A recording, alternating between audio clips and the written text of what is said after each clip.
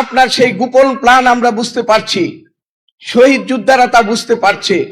বাংলাদেশে কোনো গোপন প্ল্যান বাস্তবায়ন করার আর সুযোগ নেই।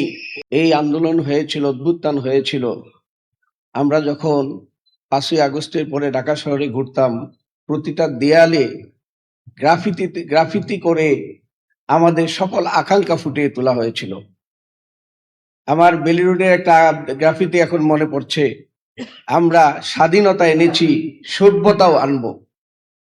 আজকে সরকার যে অবস্থানে গিয়েছে, তারা আসলে সভ্যতাকেই চ্যালেঞ্জ করছে।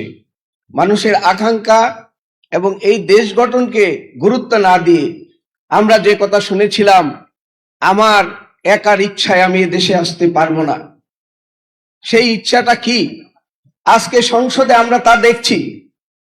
সেই ইচ্ছাটা দেশের একজন প্রধানমন্ত্রী, উনি সংসদে বসে পেপার পড়েন, মোবাইল দেখেন, টেবিল চাপড়ান, তারপরে তার আর কোনো কথা নেই। কিন্তু তার একটা কথা ছিল, আই হ্যাভ এ প্ল্যান। আমরা অবশ্যই আপনার সেই গোপন প্ল্যান আমরা বুঝতে পারছি, শহীদ যোদ্ধারা তা বুঝতে পারছে। বাংলাদেশে কোনো গোপন প্ল্যান বাস্তবায়ন করার আর সুযোগ নেই।